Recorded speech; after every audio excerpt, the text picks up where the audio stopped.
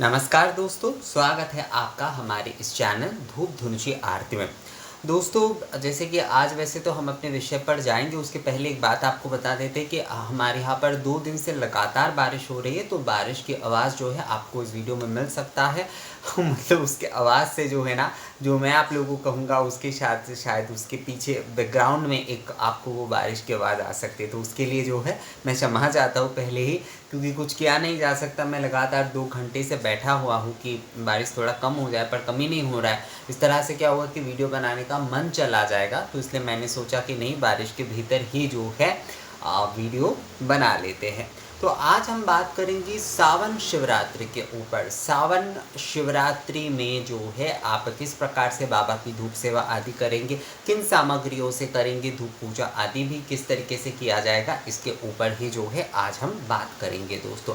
सबसे पहले मैं एक बात आप लोगों को पहले ही बता देता हूँ, वो ये है कि सावन शिवरात्रि में अगर आप धूप सेवा करना चाहते हैं, जो कि मैं हर पूजा के विषय में आप लोगों को कहता ही हूँ, आपको जो है वो मंगल मुहूर्त से करना होगा। सेवा आदि, धूप सेवा आदि जो है वो मंगल मुहूर्त से होगी, यानी कि आपको मंगल मुहूर्त में एक बार करना होगा, पूर्वाह्न में करना होगा, मध्याह्न में करना होगा, सायाह्न में करना होगा। 4 बार कम से कम आपको करना चाहिए। अगर आप 4 बार नहीं कर पा रहे हैं तो कम से कम 2 बार आपको करना ही चाहिए। सुबह के समय यानी कि पूर्वाह्न में आप एक बार करिए, और सायाह्न में कम से कम आप एक बार करिए। 3 बार करना चाहते तो पूर्वाह्न, मध्याह्न और सायाह्न में करिए दोस्तों। सायाह्न की पूजा आदि करने के बाद, सायाह्न के आरती आदि करने के बाद ही जो है आपको शिवरात्रि के पूजन करना चाहिए।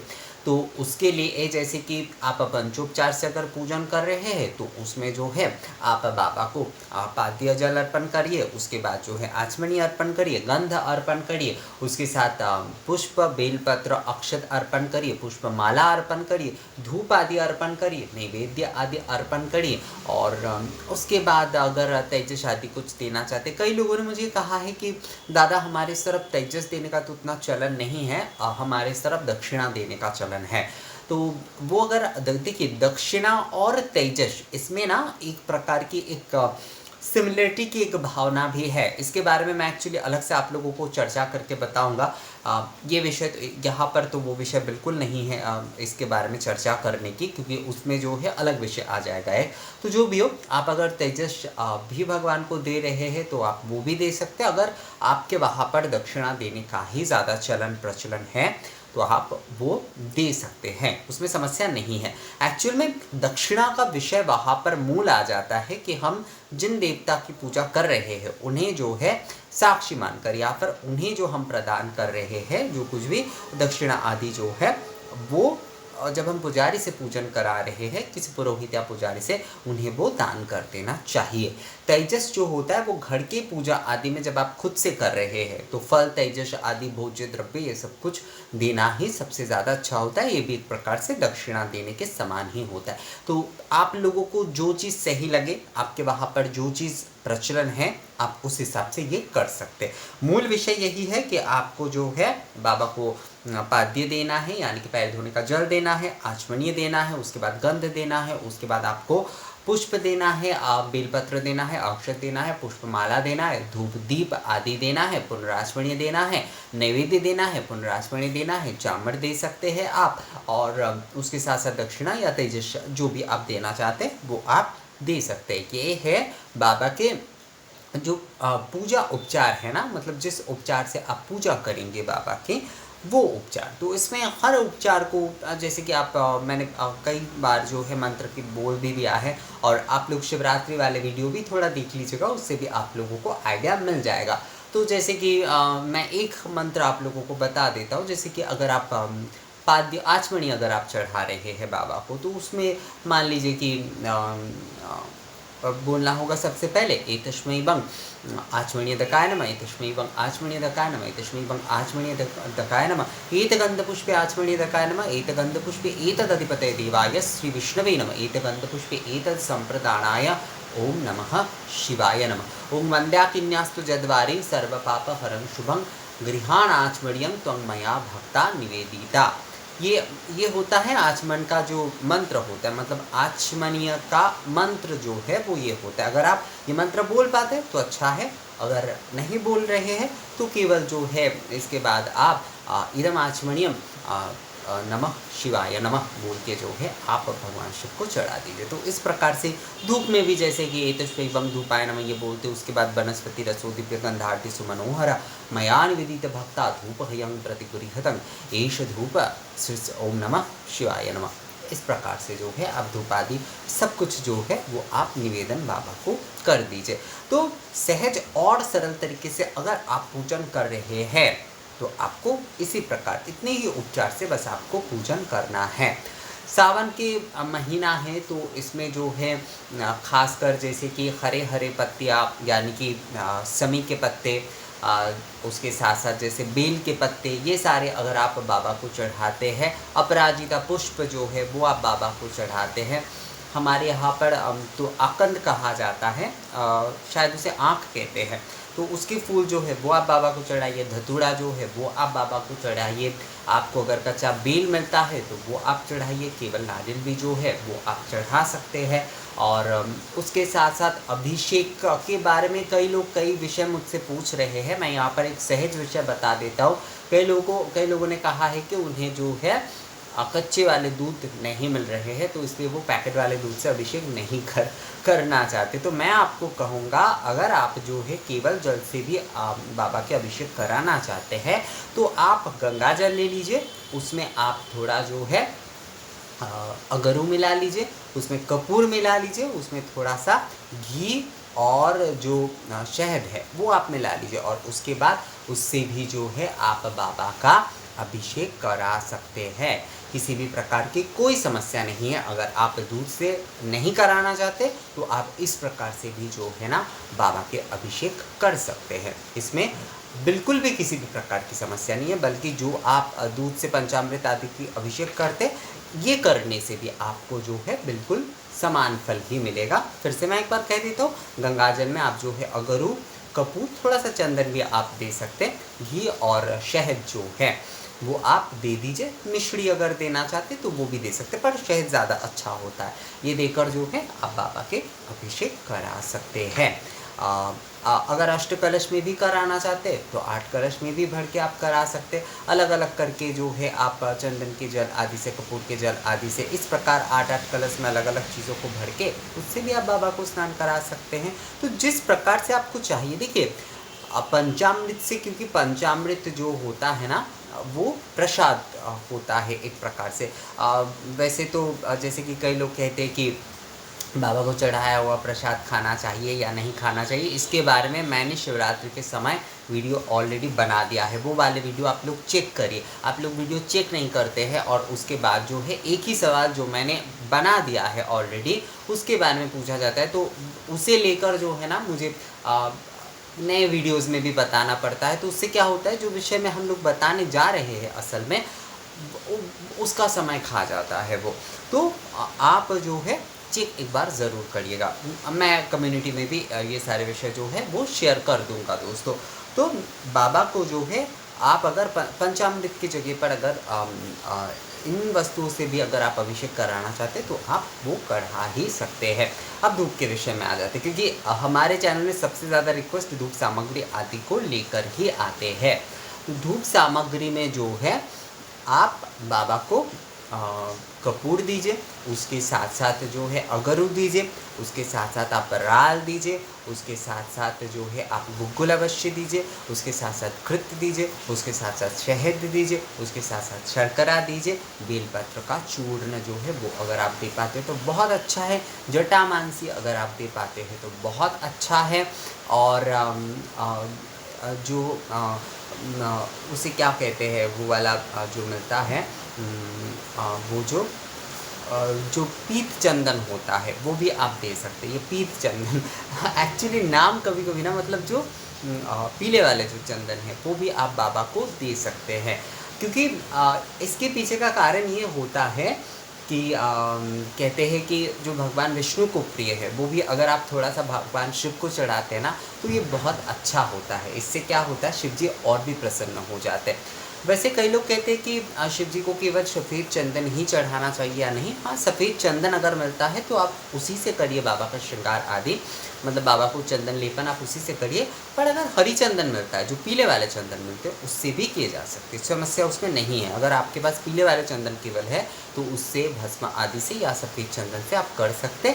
रक्त चंदन यानी लाल वाले जो चंदन है वो आपको शिव जी को नहीं देना चाहिए। पर पीत चंदन जो है वो अगर आप देते हैं तो उसमें कोई समस्या उस प्रकार से नहीं है दोस्तों। बेलपत्र आदि में आप पीत चंदन लगाकर ही दे सकते हैं। अष्टगंध अगर देना चाहे तो वो भी दे सकते हैं। तो धूप में आप क्या करिएगा, धूप में आप कपूर दीजिएगा, उसके साथ अगरू दीजिएगा, राल दीजिएगा, गुग्गुल दीजिएगा, घृत दीजिएगा, शहद दीजिएगा, शर्करा जो है वो आप दीजिएगा, उसके साथ साथ बेलपत्र चूर्ण दीजिएगा। बेलफल धूप अगर दे पाते तो बहुत अच्छा होता है ये, पर मिलता नहीं है उतना। सूखे हुए बेल जो है वो वैसे दुकानों में मिलता है, पर थोड़ा ऑर्डर देना पड़ता है इन विषयों को। आप खुद भी घर पे बनाकर रख सकते हैं एक्चुअली, इसके बारे में मैं बाद में आप लोगों को बताऊंगा। जटा मानसी जो है वो आप दीजिए, और उसके साथ साथ जो है अगर पीत चंदन आप थोड़ा सा दे पाते तो ये बहुत अच्छा होता है। पीत चंदन मतलब पीले वाले जो चंदन होते। चंदन 3 प्रकार के ज़्यादातर होते, एक सफ़ेद होता है, पीले होते और लाल होते हैं। लाल वाले चंदन शिव पूजन में इस्तेमाल नहीं होता है। तो इस प्रकार से जो है धूप सेवा की धूप आदि आप दीजिएगा। पूजा के समय भी आप इस प्रकार से जो है धूप निवेदन आदि बाबा को करिएगा। और आरती में भी आप ये कर सकते हैं, या आरती में केवल जो है आप राल, गुग्गुल, अगरू और कपूर और उसके साथ साथ घृत देकर जो है आप वही आरती के रूप में कर सकते हैं, या फिर केवल लाल, गुग्गुल, अगरू, घृत आदि के साथ भी जो है, मतलब जो आपके पास अवेलेबल होता है उससे ही आप कर सकते हैं। देखिए, धूप सेवा आदि की बात करें, धूप निवेदन आदि की बात करें, अगर आप राल, गुग्गुल, अगरू और घृत जो है या फिर कपूर मान लीजिए कि अगर आप इस ये इतना सा ही अगर आप इस्तेमाल कर पाते हैं ना धूप सेवा या धूप निवेदन आदि में, तो ही काफ़ी है। पर मैं हमेशा जो है बता देता हूँ आप लोगों को, ताकि आप लोग अगर पूरा इंतज़ाम कर पाते तो बहुत अच्छा है वो। और भी तो इस प्रकार से जो है बाबा की धूप सामग्री आदियों की आप व्यवस्था करिए, उससे जो है आप धूप आदि करिए सावन की शिवरात्रि के दिन जो है। और एक बात ध्यान रखिएगा, शिव पूजा के साथ जो है आपको माता पार्वती की भी पूजन करना है, और त्रिशूल के और नंदी महाराज की भी अगर आप पूजन करते हैं ना तो बहुत अच्छा होता है ये। माता पार्वती की पूजन आप अन्नपूर्णा रूप में भी कर सकते, गौरी रूप में भी कर सकते, पार्वती रूप में भी कर सकते, हर रूप में आप कर सकते हैं। शिव पूजन में सावन के समय एक्चुअली शिव पूजन में खासकर जो है अगर शिव जी की पूजा, माँ अन्नपूर्णा की पूजा और गंगा माई की पूजा, इन तीनों की पूजा जो है अगर आप एक साथ करते हैं, और साथ में अगर लक्ष्मी नारायण की पूजा भी आप करते हैं ना सावन की शिवरात्रि के दिन, तो ये बहुत ही अच्छा रहता है दोस्तों। तो कंप्लीट आपका हो जाएगा। सभी शिव जी की पूजा जैसे मैंने बताया, उन उपचारों से आप देवी माँ की भी पूजन कर सकते हैं, पर उससे अगर संक्षिप्त में और थोड़ा आप करना चाहते कि केवल जो है गंध पुष्प धूप से ही आपने वो पूजन कर दी, गंगा माँ की पूजन भी आप उसी से करिए, लक्ष्मी नारायण की पूजन भी जो है आप उसी से कर सकते हैं।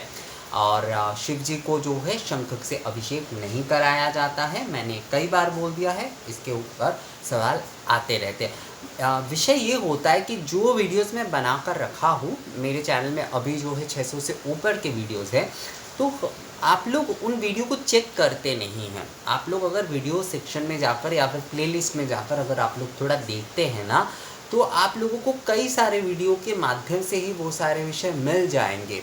क्योंकि देखिए, आप लोग मुझसे पूछते, मैं आप लोग को जवाब तो दे देता हूँ, पर वीडियो में अगर आप वो देख लेते हैं, आपके मन में शायद और भी कोई सवाल हो सकता है, उस वीडियो को देखने से वो चीज़ें जो है ना वो पूरा क्लियर हो जाता है दोस्तों। तो सावन शिवरात्रि के पूजन जो है वो आपको इन धूप उपचार से और इन सारी आयोजन के साथ, बस संक्षिप्त में ही मैं बहुत ज़्यादा मतलब शिवरात्रि के पूजन आदि, देखिए भगवान शिव आशुतोष है, इसमें बहुत सारे आयोजन करने के, कई लोग मुझे कहते हैं कि हम लोग तो इतना आयोजन नहीं कर पाते, हम लोग तो ये नहीं ले पाते, वो नहीं ले पाते। ये हर कुछ जो है ना आपके मन के विषय है। अगर आपका मन करता है कि आप बहुत आडंबरता के साथ पूजन करेंगे तो आप करिए, आपका मन अगर करता है कि नहीं मैं बहुत साधारण तौर पे पूजन करूँगा, भगवान के बस नाम कीर्तन ही ज़्यादातर करूँगा, मतलब शिव जी का नाम जपूँगा, उनके आरती ज़्यादा समय लेकर करूँगा, पूजा में बस संक्षिप्त में ही करूँगा, तो वो भी कर सकते हैं। हर किसी के अपने अपने भाव होते हैं, इसलिए मैं कोशिश करता हूँ कि आप सभी लोग जो है ना सहज सरल तरीके से धूप उपचार या फिर धूप सेवा आदि के साथ पूजा आदि कर पाए। क्योंकि एक भाई ने मुझे कुछ दिन पहले कहा था कि दादा षोडशोपचार पूजा तो हम करते हैं, पर उसके बाद क्या होता है कि उसमें पूजा में ही ज़्यादा मन चला जाता है, भगवान के साथ जो भावना का आदान प्रदान होता है या फिर उनके साथ उन्हें निहारना होता है, उनके साथ थोड़ा आत्मिक जो बातें करना होता है उसका समय थोड़ा कम हो जाता है। तो इसलिए उन्होंने जो है 10 उपचार में पूजा करना शुरू कर दिया है और बाकी समय वो आरती आदि ज़्यादा करते हैं, भगवान के साथ थोड़ा समय ज़्यादा बिताते हैं। तो भावना की बात है सारी। आप अगर इस तरीके से कर पाते तो बहुत ही अच्छा है। हर किसी की अपनी अपनी भावना है। षोडशी बताया जा रहा है तो आपको षोडशी करना होगा ऐसा कुछ नहीं है, पर हाँ, क्योंकि हम एक विधि के साथ, क्योंकि हम पूजन कर रहे हैं विशेष दिन में, तो एक विधि का कम से कम 10 उपचार, शब्द उपचार हो, 10 उपचार हो, इसे पूर्णता करना चाहिए। मैं कम से कम 10 उपचार सभी को कहता हूँ, षोडश सभी के लिए संभव नहीं होता है, पर 10 उपचार जो है मैं सभी को करने को कहता हूँ। इससे जो है आपकी पूजा भी पूर्ण होगी और इससे आप आरती आदि करने का, पाठ आदि करने का समय भी जो है वो आपके पास रह जाएगा दोस्तों। तो यही था सावन शिवरात्रि के धूप पूजा आदि के बारे में, धूप सेवा आदि के बारे में। धूप सेवा मैं बार बार आप लोगों को कहता हूँ कि 4 बार जो है उसका सही नियम है, मंगल मुहूर्त में, पूर्वाह्न में, मध्याह्न में और सायाह्न में। ज़्यादातर लोग यही सवाल मुझे फिर से करेंगे, तो यही विषय है कि आप लोग ध्यान से थोड़ा सुनिए। ध्यान से अगर सुनते हैं, उस विषय को समझ जाते हैं ना, तो उसके बाद आपको दोबारा उस सवाल को लेकर जो है ना, देखिए मुझसे आप लोग सवाल कर रहे हैं, ये कोई बहुत गलत बात नहीं है या फिर इससे मुझे परेशानी होती है ऐसा नहीं है, पर इन सारे विषय को आप लोग क्योंकि केवल वो करते, ज़्यादातर लोग जो है वो करते नहीं है, वो केवल सुन लेते हैं, उसके बाद फिर से वो एक ही सवाल करते हैं, वो करते नहीं है, भूल जाते हैं उस विषय को, खुद परेशानी में, खुद कंफ्यूजन में रह जाते हैं। समस्या यहाँ पर है, मुझे पूछना, मुझे परेशान करना बिल्कुल नहीं है, पर परेशान वो खुद होते हैं, समस्या इस जगह पर है। और अगर आप एक बात मैं और कह देता हूँ कि अगर आप जो है शिव जी को धूप दीप आराधना करना चाहते हैं तो वो भी आप जो है 2 पंचदीपक के साथ कर सकते हैं, 2 धूप के साथ कर सकते हैं और उसके साथ चामर व्यजन आदि के साथ भी आप कर सकते हैं। इसके बारे में एक्चुअली कई रिक्वेस्ट मुझे आए थे कि भगवान शिव को और माता पार्वती की जो है शिवरात्रि के दिन यहाँ पर विशेष सोमवारों में जो है अगर हम करना चाहते हैं पूजन, ये दीप आराधना, धूप आराधना के माध्यम से, तो वो किस तरह से किया जा सकता है। तो इसके बारे में एक्चुअली एक अलग वीडियो बनाया जाए तो वही ज़्यादा बेहतर होगा। कोशिश करता हूँ दोस्तों इसके बारे में, पर यहाँ पर मैं बस आपको ये बता देता हूँ कि आप जो है धूप आराधना कर रहे हैं तो उसमें आपको 2 धुनुची का इस्तेमाल करना पड़ेगा। दीप आराधना करते तो कम से कम, मैं कम से कम बोल रहा हूँ, आप 5 भी कर सकते हैं, कम से कम आपको 2 पंचदीपक जो है आरती के वो आपको इस्तेमाल करके धूप दीप आराधना करना पड़ेगा। आप धूप आराधना कर रहे हैं तो उसमें 2 धुनुची और कम से कम एक जो है दीपक से आपको आरती करना ही होगा। केवल दीप आराधना कर रहे हैं तो उसमें आपको कम से कम 1 धुनुची से आरती करना पड़ेगा और 2 पंचदीपक से आपको आरती करना ही पड़ेगा। और अगर आप धूप आराधना दीप आराधना दोनों साथ में कर रहे हैं तो कम से कम दोनों धुनुची और दोनों पंचदीपक जो है वो आपको इस्तेमाल करना पड़ेगा दोस्तों। तो दोस्तों मुझे लगता है ये विषय जो है आप लोगों को समझ में आ गया है सावन शिवरात्रि के पूजा के विषय में। अब बहुत ही सहज सरल विषय है ये, और आप लोग थोड़ा ध्यान से इस चीज़ को थोड़ा समझने की कोशिश करिएगा, देखिएगा सारा कन्फ्यूजन जो है ना वो दूर हो जाएगा। तो ये वीडियो आप लोगों को कैसा लगा मुझे कमेंट्स करके ज़रूर बताइएगा। अगर ये वीडियो अच्छा लगा है तो इसे लाइक और शेयर ज़रूर कर दीजिएगा। मिलेंगे आपसे अगले वीडियो में नए जानकारी के साथ, तब तक के लिए नमस्कार।